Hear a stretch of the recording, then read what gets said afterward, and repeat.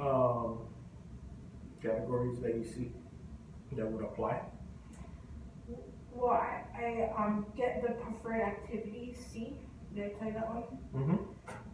And so then it says what specific items or activities are obtained for if C or D. And so for there, I would say what he's getting out of his preferred activity is to not do anything. So he's avoiding Yeah. work. Mm-hmm.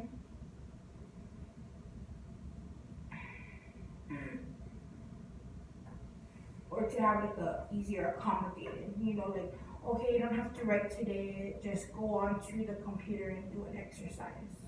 Okay. So you then get screen time, which is, I know what he really loves. And I give it to him because at least he's doing an academic task relative to the subject.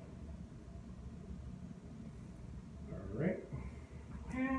Avoid hard tasks or failure, avoid undesired. I think it would be G, avoid undesired tasks. Okay. So it goes back to, that's why he gets the preferred activity. He's being disruptive to avoid doing the creative writing piece. So he's avoiding undesirable tasks. Mm-hmm.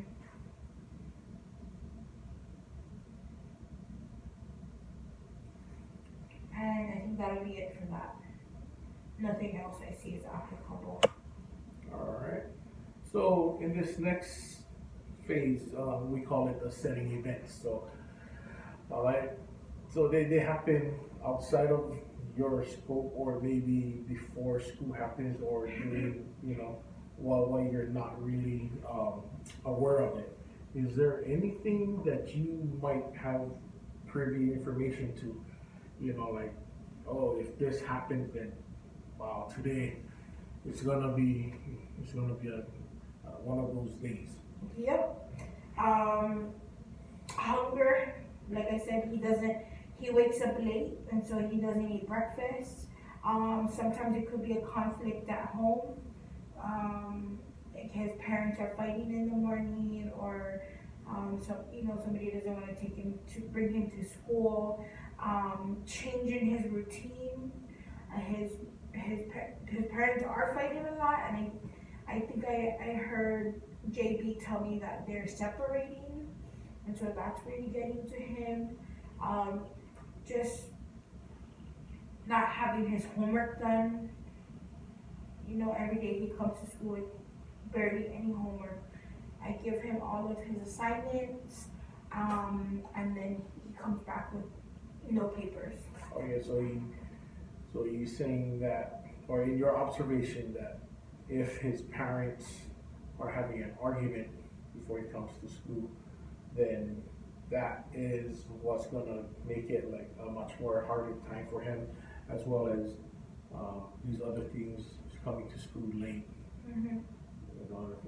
which will set the tone for the day. Mm-hmm. Okay, so if you had to rank these by numbers, what would they be? I think hunger would be number one. Conflict at home would be number two. Number three would be homework not done. And number four would be changing his routine.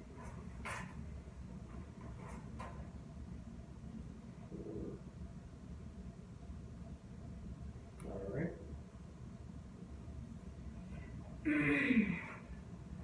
All right. Well, this last part, summary of behavior. Mm-hmm. So, tell me if I'm getting it correct, or if I need to revise this. But so it's during your creative writing class. Yes. JB, some of the problems that are more some of his problem behaviors are that he is very loud when he comes in. He's very argumentative with his peers, and he talks down to them. right? And so the consequences for that is, let's see, that you give him cues to redirect him and give him some positive affirmation or redirection. No, the consequences for that is that that he's getting my attention. Oh, okay. That's the function of his behavior, right? So I feel that he is, disrupting his peers, his problem behavior. I feel that he's disrupting his peers in order to get my attention and in order to not have to do the activity. Alright, so let me do this again. Alright, so for your creative writing class, so when he comes in, the problem behavior that you find is he's very disruptive with his peers, and he'll avoid work. He's avoiding work by causing those types of disruptions, which in return is getting your attention, so he can, for whatever reason, get you to talk to him, have you converse with him, right?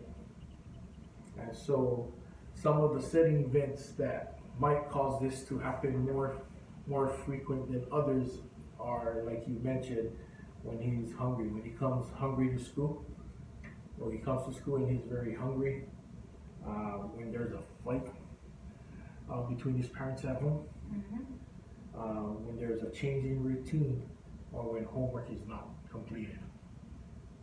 Did I miss anything? His triggers. Oh, yes. Thank you for reminding me about that section. His triggers that are leading up to him being distracting is that the work might, is that he has to do independent work and might be too easy for him, and that, when asked to transition.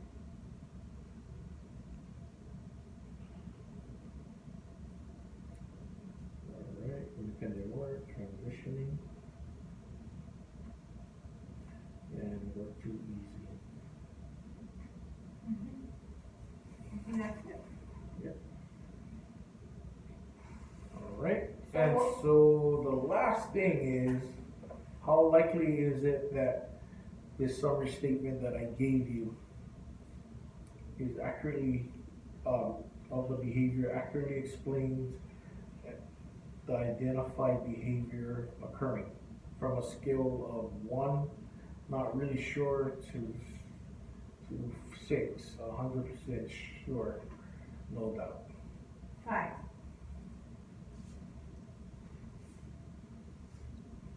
Alright, thank you so much for your time. Thank you for helping me out. Get this done. And have a nice day. Okay.